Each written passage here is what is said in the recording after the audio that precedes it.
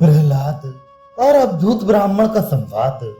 राजा युधिष्ठिर ने पूछा, दादाजी, आप सदाचार के नियमों को जानने वाले हैं, कृपया ये बताइए कि मनुष्य को किस प्रकार का आचरण करते हुए निशौक होकर पृथ्वी पर विचरना चाहिए, तथा ऐसा कौन सा काम है जिसे करने से वह उत्तम गति प्राप्त कर सकता है। भीष्म जी बोले, राजन, इस विषय में यह पुरातन इतिहास प्रसिद्ध है। इसमें असुरराज प्रहलाद और अजगर मुनि का संवाद है। एक शुद्ध चित्त और निर्विकार ब्राह्मण को पृथ्वी पर विचरते देखकर परम बुद्धिमान प्रहलाद जी ने पूछा था, ब्राह्मण, आप स्वस्थ, शक्तिमान, मृदु, जितेंद्रिय, कर्मारंभ से दूर रहने वाले, दूसरों के दोषों पर दृष्टि न डालने वाले, मिष्टभाषी और तत्वज्ञ होकर भी बालकों का सा आचरण करने वाले हैं। आपको किसी लाभ की इच्छा नहीं है और हानि होने पर आप किसी प्रकार की चिंता नहीं करते, सदा ही तृप्ति से जान पड़ते हैं। आप इंद्रियों के विषयों की परवाह न करके साक्षी के समान मुक्त रूप से विचरते हैं।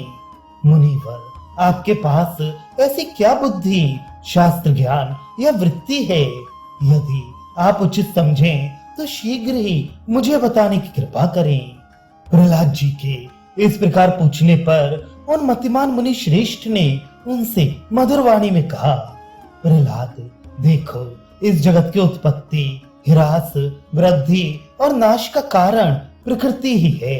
अतः मैं उनके कारण न हर्षित होता हूँ और न व्यथित ही होता हूँ।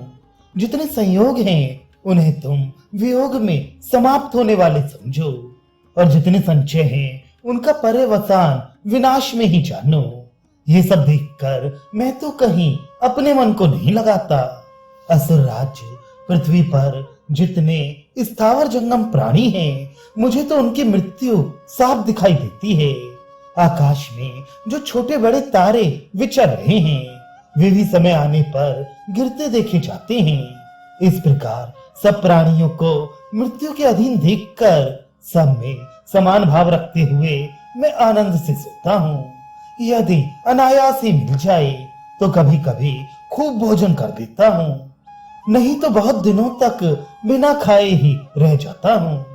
कभी चावल की कनी खाकर रह जाता हूँ और कभी तिल की खली ही खा लेता हूँ। इस प्रकार बढ़िया घटिया सभी तरह का भोजन करता रहता हूँ।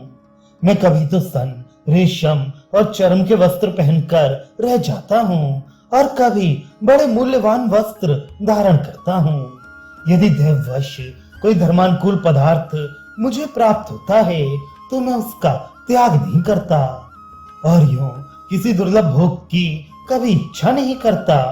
मैं सर्वदा इस अजगर वृत्ति से ही रहता हूँ। ये व्रत अत्यंत सुदृढ़, कल्याणमय, शोकहीन, पवित्र और अतुलनीय है। बड़े बड़े विद्वान भी इसे स्वीकार करते हैं। जो मूढ़मती हैं, उन्हें ही ये अप्रिय है और वे ही इससे दूर भागते हैं। मेरी मत अविचल है। मैं अपने धर्म से च्युत नहीं हुआ हूँ। मेरी गति परिमित है और मैंने भय, राग, द्वेष एवं लोभ मोह को त्याग दिया है। मैं सर्वथा शुद्ध अंतःकरण से इस अजगर वृत्ति का पालन करता हूँ। अनियत रूप से जो कुछ फल या भक्ष्य भोज्य आदि मिल जाता है, उसी से निर्वाह कर लेता हूँ तथा प्रारब्ध के अनुसार देश काल की व्यवस्था रखता हूँ। इस प्रकार कदर्य पुरुष जिसका सेवन नहीं करते, उस अजगर व्रत का आचरण करता रहता हूँ। कृपण लोग अर्थ संग्रह के लिए निरंतर भले बुरे आदमियों की सेवा करते रहते हैं।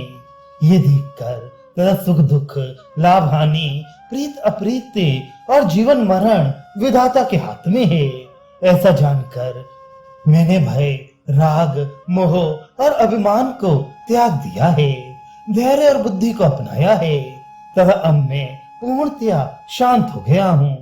मेरे सोने बैठने का कोई नियत स्थान नहीं है। मैं स्वभाव से ही यम, नियम, व्रत, सत्य और शौच का पालन करता हूँ और किसी फल की मुझे इच्छा नहीं है। इस प्रकार बड़े आनंद से मैं इस अजगर व्रत का आचरण करता हूँ। मन, वाणी और बुद्धि की उपेक्षा करके इनको प्रिय लगने वाले विषय सुखों की दुर्लभता तथा अनित्यता को उपलक्षित करता हुआ अजगर व्रत का पालन करता हूँ। मूर्ख लोग इस अति दुष्कर तप को ठीक ठीक नहीं समझ पाते, परंतु मैं तो इसे सर्वथा निर्दोष और अविनाशी समझता हूँ तथा सब प्रकार के दोष और तृष्णाओं को नष्ट करके मनुष्यों में विचरता रहता हूँ। भीष्म जी कहते हैं, राजन, जो महापुरुष राग, भय, लोभ, मोह और क्रोध को त्याग कर इस अजगर व्रत का पालन करता है, वह इस लोक में आनंद से विचरता है।